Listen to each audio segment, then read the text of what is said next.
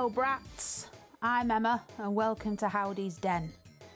Today we are going to be transforming this lovely little vintage figurine into 80s icon and kids TV legend, Grotbags. To repaint her, we will be using Deco Art Americana multi-surface acrylic paint, which I have found to be by far and away the best paint for this kind of project. It has good coverage, it blends well and it sticks to just about any surface. It dries to a satin finish and plays well with any sealant I might want to use, like Mod Podge for example. So, let's get started. For this project, we're reimagining Grotbags as a young girl, before the pink windmill and rod hull and emu, where she was a new witch, still learning her craft. Grotbags was played by the iconic Carol Lee Scott, who came up with the character along with Rod Hull when they were both on the same bill during the summer season in Cleethorpes in the early 80s. Hull had been commissioned to make a kids' TV show, Emu's World, by ITV and offered Carol a part originally imagined as a fat fairy character who kept casting spells that always went wrong. Hull, however, liked the idea of the character being a witch. They agreed that she should be a silly kind of witch rather than a sinister one, and thanks to the nickname Miss Grot, given to Carol by a friend, Grotbags was born. Grotbags appeared alongside Rod Hull in various incarnations of the Rod Hull and Emu show throughout the 1980s, and in 1991 she was given her own show, Grotbags, that ran for 29 episodes between 1991 and 1993.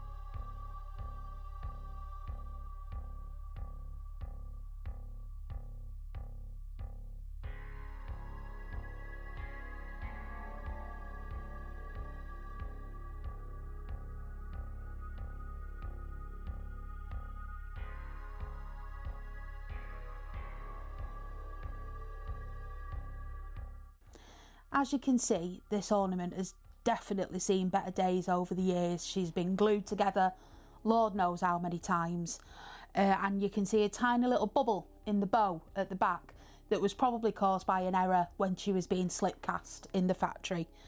I'm going to use Sculpey air dry clay to fill that so we've got a nice even surface to paint on. I'm going to use some silicone nail art tools to apply it, because I find that they work really well with this kind of clay, and they're really inexpensive to buy on Amazon, eBay. They don't cost a lot of money at all and they do the job really well. So as you can see here, we've just nipped a little bit off, we've plugged up the hole, we've got the little tool and we're smoothing it in and taking off any excess and filling that in really nicely so that she's not got that little imperfection round the back there.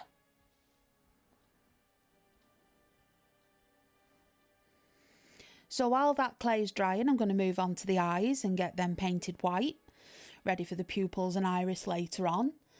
As you can see here, I'm using a tiny little brush. That is from a set I got off Amazon. It's a set of miniature model painting brushes. They've got a really nice ergonomic handle, stops your hand cramping up if you're doing a lot of detail work.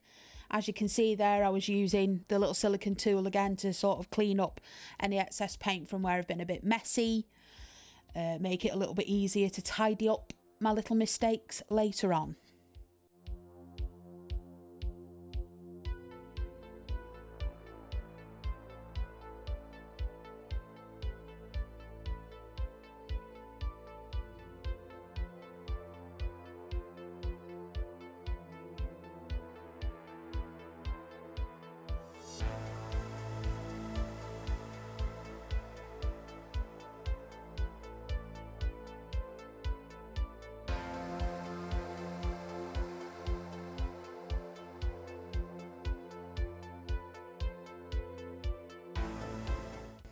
So here I'm using a black wash to add a little bit of detail to the mouth, which really shouldn't have bothered doing because I end up giving a black lipstick anyway.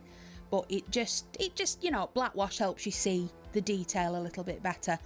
And there I'm giving her 2 teeny tiny little nostrils so that she can smell, and then tidying up all the, you know, just the edges, making sure that they're nice and crisp, trying to keep the colours to the areas they're supposed to be in. So the bows need to be black and the hair needs to be green. We don't want any smudges or anything like that distracting from the overall piece.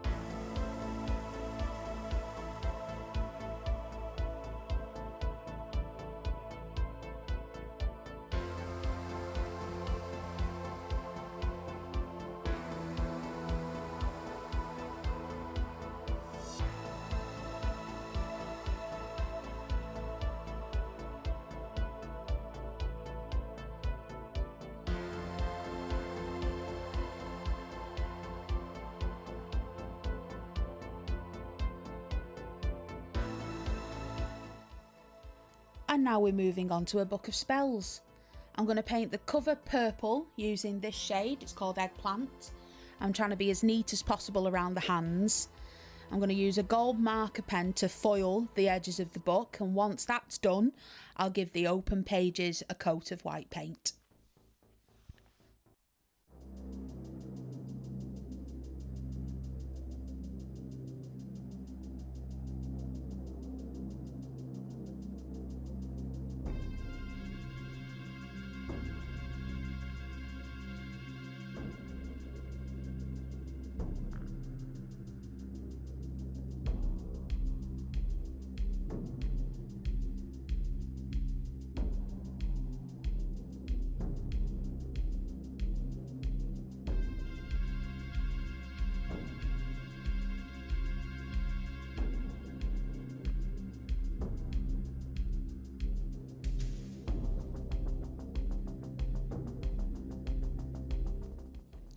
What I will say here is that I wish I'd used a better marker pen.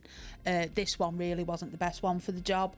When it came to adding sealant at the end, it did run a little bit, which worked out quite well because it made the pages look aged and old. But if you wanted a strict, you know, line of demarcation between white and gold, that isn't the best thing. And in the future, I would probably use gold paint for things like that rather than the pen.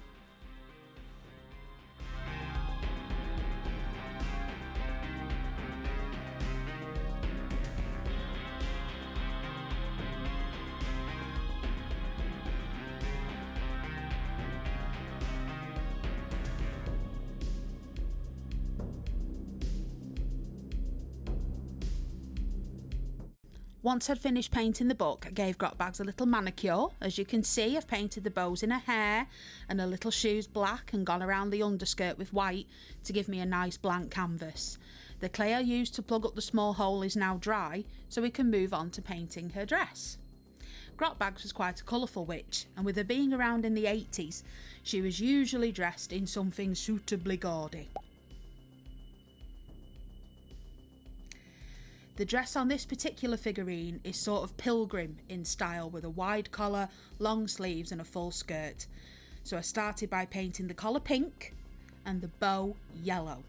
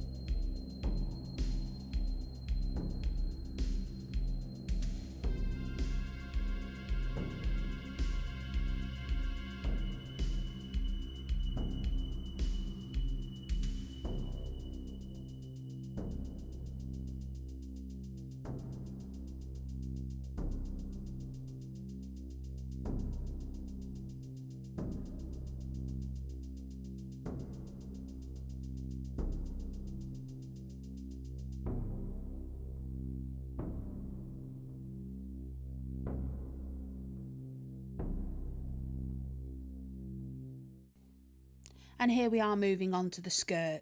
And this is where I realised that I should have gessoed the figure first, or given her some kind of white base coat. The blue background really messed with the red and gave it this purplish undertone that I really wasn't feeling.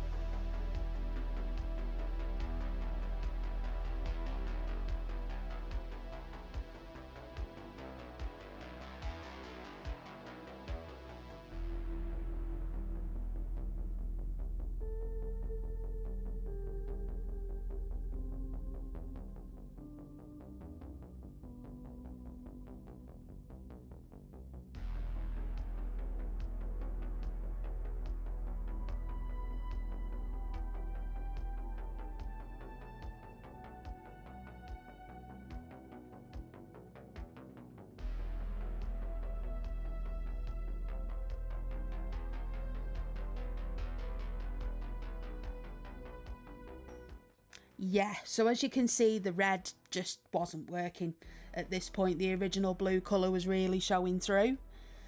I wasn't happy with that at all, so I chose black for the bodice and sleeves, as there's quite a few little nooks and crannies, as you can see, behind the buck, underneath the arms, that were quite hard to reach with my paintbrush. So I wanted to use a colour that wasn't going to require, say, 3 or 4 coats to reach opacity. So I used black because that would usually do it in about 2, while I tried to make sure I'd covered as much of the figurine as I possibly could.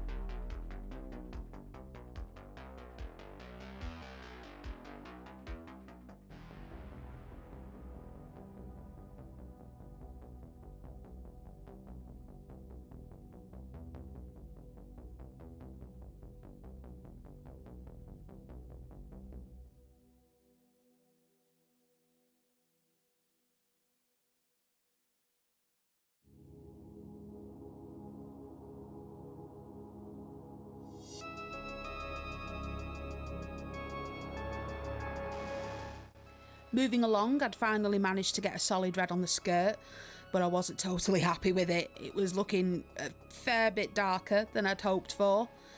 I painted the underskirt a pale blue shade, and this was by far and away the easiest paint job because I'd given it a white base coat. So lesson learnt there, gesso. Gesso is your friend.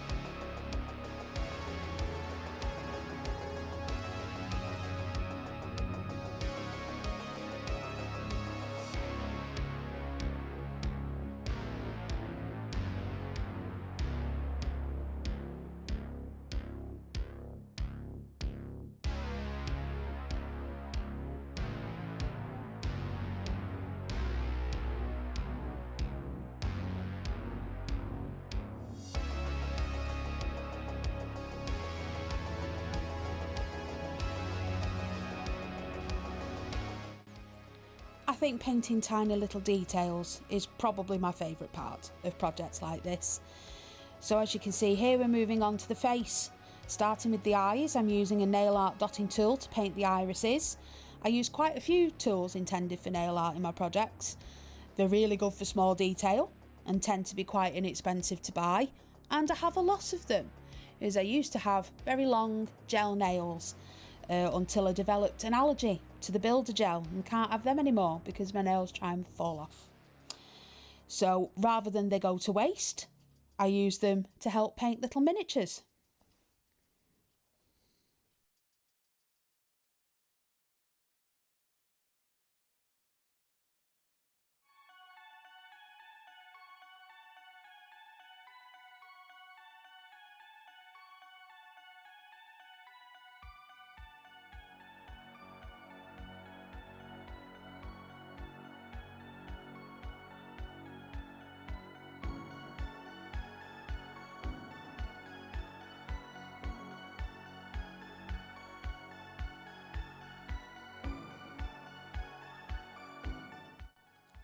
Fortunately for me, the old adage that eyebrows should be sisters, not twins, could not be more true for Grotbags.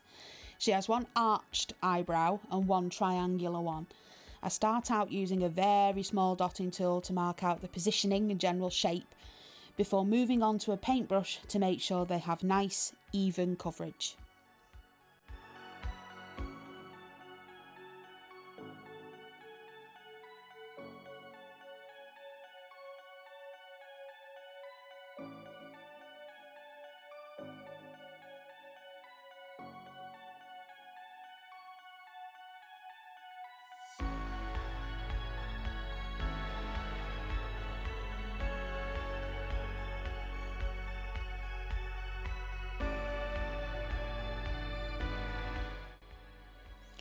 Once the eyebrows were done, I moved on to the eyelashes, eyeliner and mole, finishing off the face with black lipstick.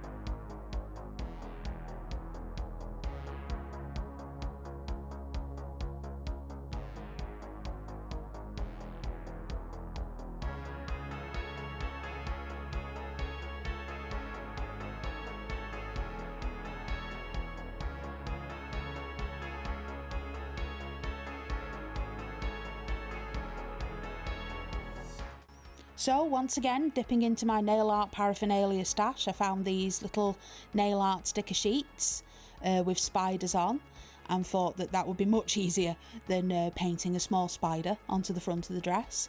So I picked one that was the right size, took my Stanley knife and cut off the web at the top. I should say here, be more careful with the Stanley knife than I am being. You know, do as I say, not as I do. And then I used these really handy little nail art tweezers to position the spider on the collar, and it's got this really handy little silicone foot thing on the end that you can press the sticker down with so it adheres really well. And then for the spell book, I found another sheet of stickers with like magical symbols on, and I used a couple of them to add to the spell book. I then painted around them little squiggly designs that look like words and writing and little magical symbols to give the appearance of a handwritten book of shadows.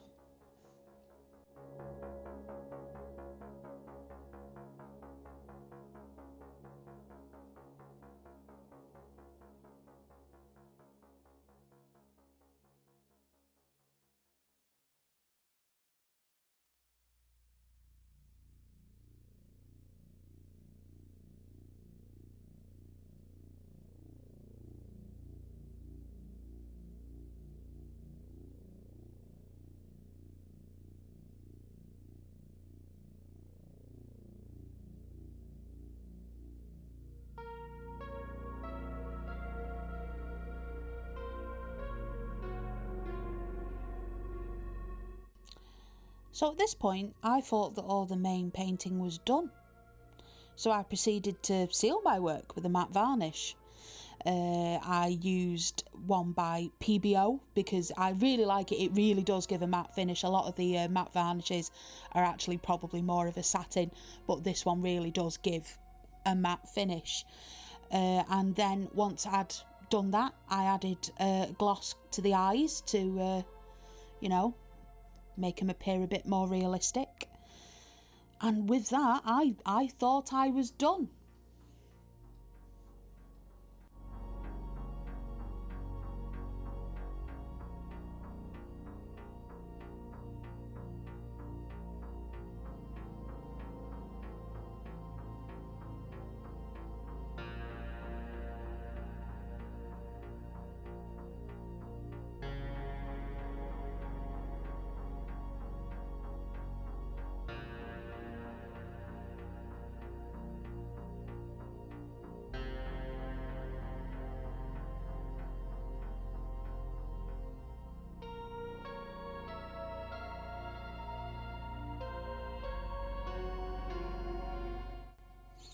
But no, never one to be able to leave things alone.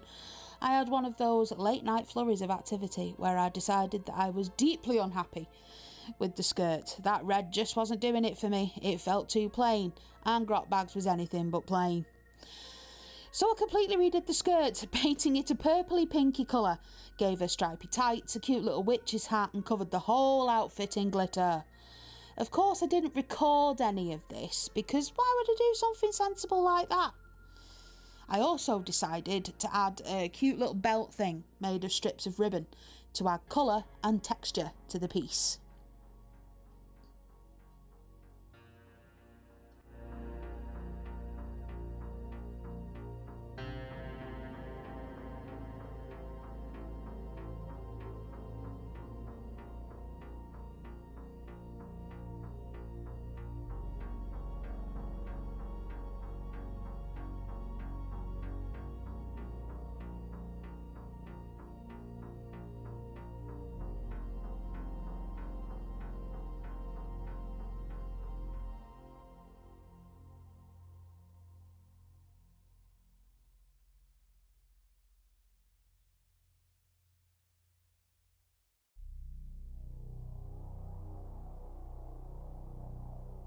So once I'd managed to wrestle the little belt into position, I glued it in place, and now we can move on to the final touches.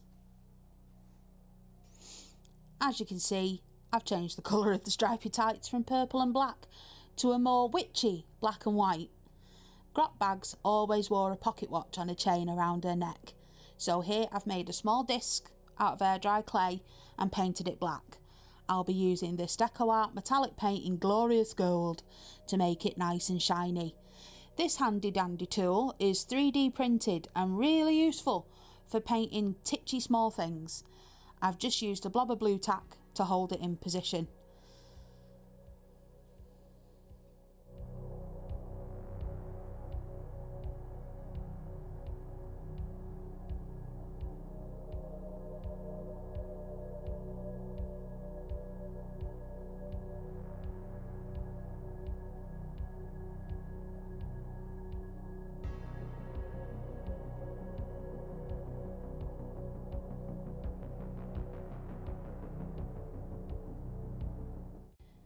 Here I use a dotting tool to add a white face to the watch, cracking out the hairdryer to speed up drying time.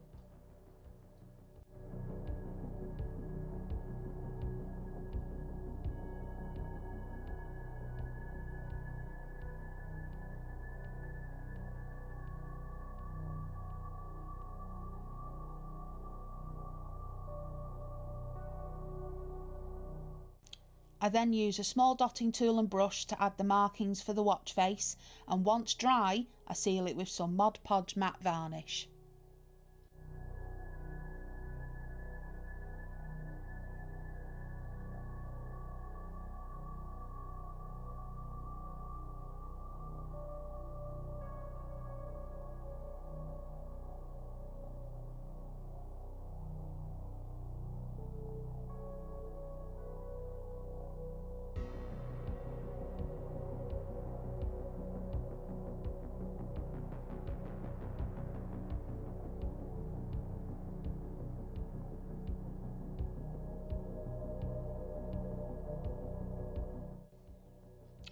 I used a tiny little jump ring to make the fob for the watch and glued it in place with a dot of Gorilla Glue. And with that, let's see the final results.